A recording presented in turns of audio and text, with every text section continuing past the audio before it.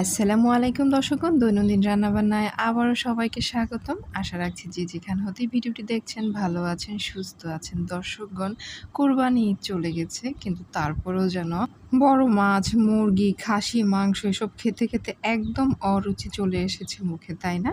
তাই আজ একটি ছোট মাছের চচ্চড়ি করে দেখাচ্ছি। আজকের রেসিপি তৈরি করছি কাচকি মাছ দিয়ে। এখানে 250 গ্রাম আমি কাচকি মাছ, আমাদের মেঘনার একদম অরিজিনাল কাচকি মাছটা নিয়েছি।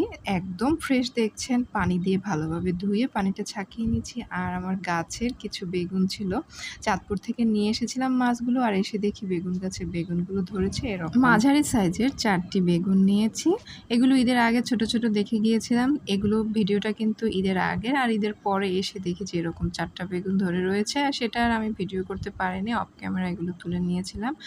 আর এই বেগুনগুলো দিয়েই আমি কাচকি মাছের চচ্চড়ি করব। যেকোনো নরম সবজি দিয়েই করা যায়।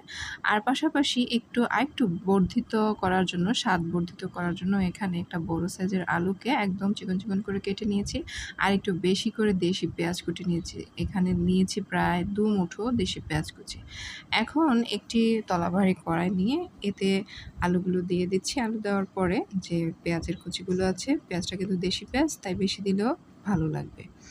আর এখানে 1 থেকে 1.5 চিমটি লবণ দিচ্ছি, জাস্ট আলুটা যাতে লবণের সাথে মিশে এই অনুযায়ী দিচ্ছি। এখন আলুটা দিয়ে এই জিনিসগুলোকে একটু হাত দিয়ে চটকে নিব, এতে করে আলুটা একটু নরম হয়ে আসবে। আর এগুলোকে একটু ঢেকে রাখছি চুলার বাহিরেই, কিন্তু 5 থেকে 7 মিনিটের জন্য। এই 5 থেকে 7 মিনিটে আলুগুলো একটু সফট হয়ে আসবে এবং যে পেঁয়াজ আছে সেগুলো একটু সফট হয়ে আসবে এবং ভেতর থেকে তার পানিটা বের হবে। আর দেখতেই পাচ্ছেন আলুটা কেমন কার্ভ হয়ে যাচ্ছে, তার মানে অনেকটা সফট হয়ে গেছে।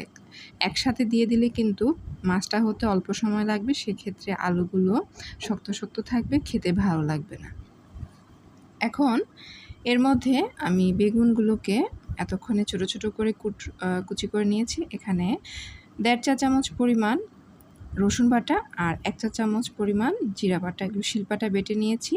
আর 1/2 চা চামচ লবণ দিচ্ছি। আর বড় 2টো টমেটো আমি এগুলোকে ছোট ছোট টুকরো করে কেটে নিচ্ছি। এখন 1 চা চামচ হলুদের গুঁড়ো আর 1 চা চামচ মরিচের গুঁড়ো দিচ্ছি।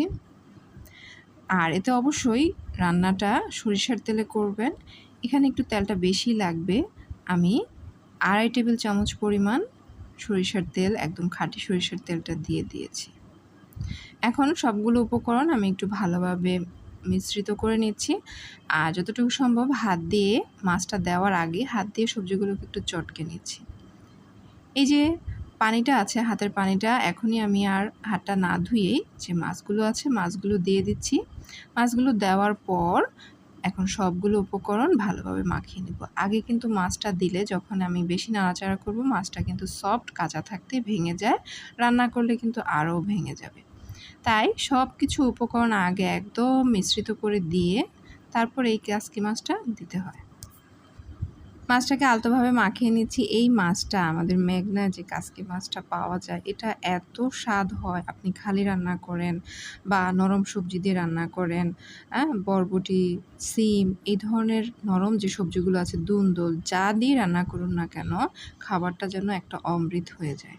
এবার হাতের মধ্যে যে মশলাটা ছিল, ট্র্যাডিশনালি আমাদের চাঁদপুরে এই হাতের মশলাটাকে সামান্য একটু পানি দিয়ে এখানে দিয়ে দেয়, এতে করে নাকি বরকত হয় এবং পাশাপাশি স্বাদও হয়।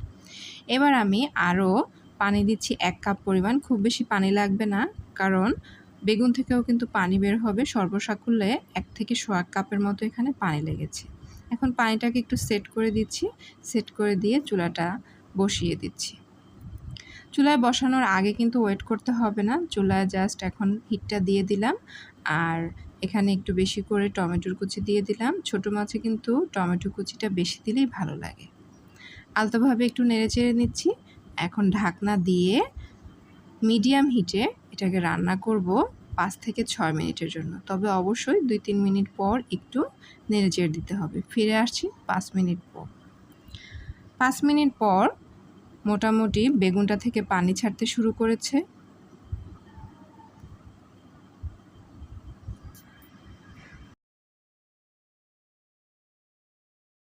এভাবে ৫-৬ মিনিট রান্না করার পর যখন মোটামুটি একটু মাছগুলো সিদ্ধ হয়ে আসবে, আলুগুলো সিদ্ধ হয়ে আসবে, তখন এতে করে ফ্লেভারের জন্য ৫-৬টা কাঁচামরিচ দিচ্ছি। চাইলে ফালি করে দিতে পারেন। এখন মিডিয়াম হিটে আরও ৬-৭ মিনিট রান্না করে নিচ্ছি। তবে অবশ্যই মাঝখান দিয়ে একটু নেড়েচেড়ে দিতে হবে, না হয় তলায় লেগে যাবে, মাছগুলো ভেঙে যাবে। এই মাছটা কিন্তু একদম শুকনো, শুকনো হওয়ার চেয়ে সামান্য একটু যখন ঝোল থাকে তখনই কিন্তু গরম ভাতের সাথে খেতে ভালো লাগে। আরও ২ থেকে ৩ মিনিট পর ফিরে আসলাম। সর্বসাকুল্যে ১০ থেকে ১২ মিনিটের মতো সময় লেগেছে এবং যখন এরকম হালকা মাখা ঝোল থাকবে তখন একটু ১/২ চা চামচ পরিমাণ জিরার গুঁড়ো দিয়ে একদম লো হিটে ১/২ মিনিট রেখে দিলাম। ফাইনালি চুলাটা বন্ধ করে দিলাম আর এরকম একটা লুক এসেছে। অবশ্যই মাছটা কিন্তু ১০-১২ মিনিটের বেশি রান্না করবেন না, তাহলে কিন্তু মাছটা নরম হয়ে যাবে, ভেঙে যাবে। আর যদি সবজি না দেন সেক্ষেত্রে কিন্তু মাছটা রান্না করতে আরও কম সময় লাগবে। তাহলে দেখতেই পাচ্ছেন ছোট মাছ দিয়ে, কাচকি মাছ দিয়ে কিভাবে গাছের বেগুন দিয়ে, আলু দিয়ে একটা সুন্দর চচ্চড়ি তৈরি করে ফেললাম।